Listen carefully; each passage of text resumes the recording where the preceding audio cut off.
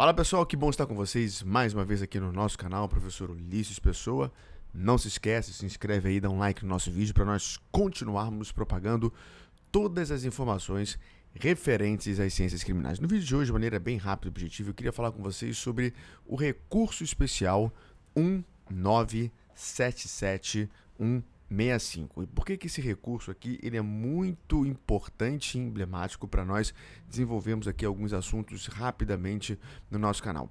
Porque esse recurso especial ele trabalha a questão da relativização do estupro de vulnerável e também traz uma técnica muito bacana que a sexta turma acaba aplicando e que no momento oportuno nós vamos verificar. O recurso especial 1977165 ele rejeita a denúncia referente ao crime de estupro de vulnerável supostamente praticado por um indivíduo de 19 anos contra uma jovem de 12 anos. É isso mesmo. Isso, evidentemente, que trouxe uma repercussão muito grande. É claro que isso está dentro da perspectiva do artigo 217-A, do estupro de vulnerável, e, evidentemente, que o debate ele é trazido e, portanto, desenvolvido em cima dessas questões. Só para nós lembrarmos aqui, o que diz o artigo 217-A, por mais que você saiba, por mais que você o entenda. Ter conjunção carnal ou praticar outro ato libidinoso com menor de 14 anos, pena de reclusão de 8 a 15 anos, conforme você está vendo aí. É claro que em relação à vulnerabilidade nós temos outras perspectivas, outras questões, mas aqui o pano de fundo é exatamente a questão da idade, já que a relação ocorreu entre um homem de 19 anos e uma menina de 12 anos, portanto menor de 14 anos, conforme o caput do artigo 217-A nos traz. Nós, como advogados, advogadas, para nós trabalharmos esse tipo de crime, nós temos que lembrar de algumas legislações, ou seja, o Código Penal, como eu acabei de falar, o Estatuto da Criança e do Adolescente, que fala também aí desses argumentos e dessas questões, a Lei 2015 de 2009, que justamente alterou o Código Penal e também trouxe aí a questão da reflexão do artigo 217-A, e a Lei 13.431 de 2017, que trabalha ali a questão da criança, adolescente como testemunha. Por isso que nós temos que trabalhar bem todo esse contexto, e você como advogado criminalista precisa estar a par de toda essa legislação, porque o caso aqui enfatiza justamente isso e traz esta ideia. Então esse foi o caso, ou seja, um rapaz de 19 anos que tem a conjunção carnal com uma menina de 12 anos, ambos perfazem ali a questão do sexual e acontece o ato, e por isso que vem ao judiciário toda a questão. Mas aí isso cai lá no STJ, sexta turma, e a sexta turma resolve aplicar o distinguishing e rejeita, com base nessa técnica, a denúncia por estupro de vulnerável.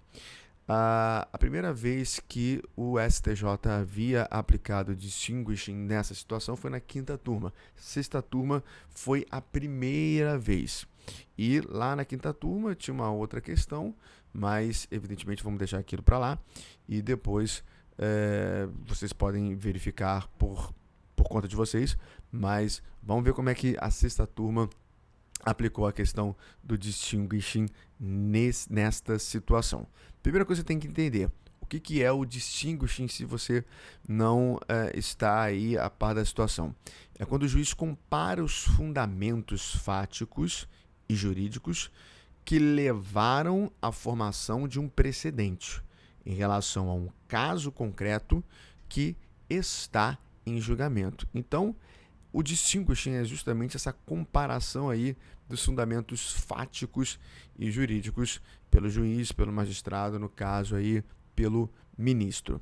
E aí, preste atenção, se não houver identidade entre esses fundamentos, o intérprete pode superar o precedente vinculante e decidir o caso conforme a sua convicção jurídica. Óbvio, ele trabalha ali a análise do caso concreto, aplica a hermenêutica, perfaz a sua interpretação e vai chegar a uma questão específica. No caso dessa situação entre o rapaz de 19 anos e a menina de 12 anos, o distinguishing, a aplicação do distinguishing pelo Ministério, pela sexta turma do STJ, acabou levando em consideração a questão referente ao benefício social. E aí, a partir disso, verificou-se duas situações, que a diferença de idade entre vítima e acusado é apenas de 6 anos, consideravelmente menor do que em outros precedentes. E a segunda questão, referente à aplicação do distinguishing, trazendo esse benefício social. O fato de eles terem gerado um filho a partir de um relacionamento aprovado pelas famílias, um aspecto social que não pode ser ignorado. Então, o caso concreto foi analisado, a situação foi analisada.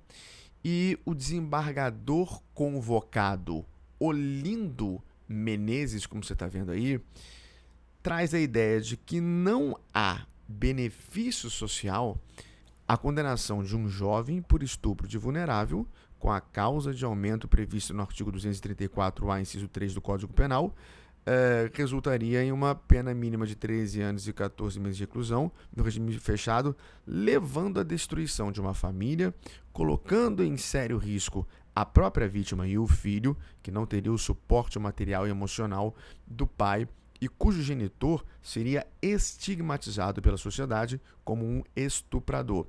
Então, o desembargador convocado pela sexta turma, Olindo Menezes, diz o seguinte: não há benefício social em condenar esse rapaz, já que houve um filho, surgiu um filho, e também a concepção, a relação, digamos assim, foi aprovada por ambas as famílias. Então, nesse caso, não há que se falar em uma condenação e, por isso, a aplicação do distinguishing.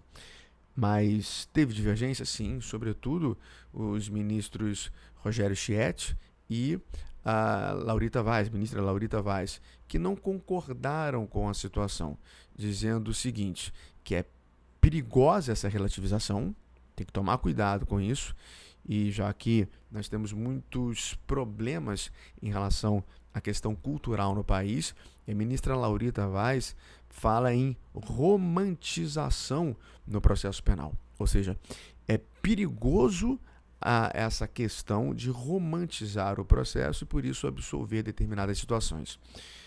Minha posição e minha análise. Eu acredito que o desembargador convocado Olindo foi muito firme e foi bem na sua posição, já que tem-se que analisar o caso concreto. E repara, meu posicionamento aqui não é como advogado propriamente dito. Meu posicionamento aqui é como um jurista na análise do caso concreto em específico.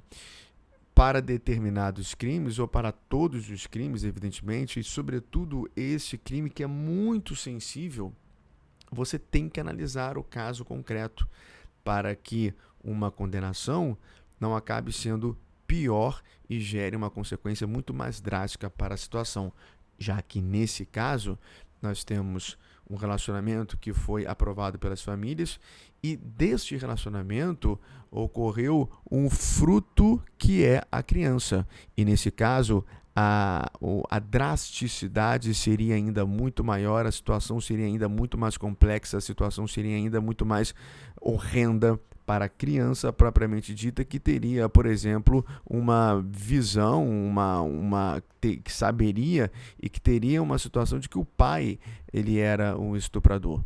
Então repare a situação e como é complexa a análise do caso concreto.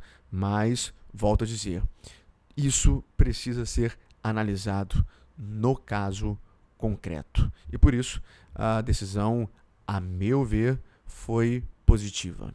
Espero que você tenha gostado desse vídeo. Esse vídeo é importante para a sua prática penal, porque traz estratégias de defesa para você entender a situação e poder aplicá-las, e para você também entender aí a prática do Distinguishing desenvolvida pela 6ª turma do STJ. Fica com Deus, beijo grande, até o próximo vídeo e nunca se esqueça, avante sempre!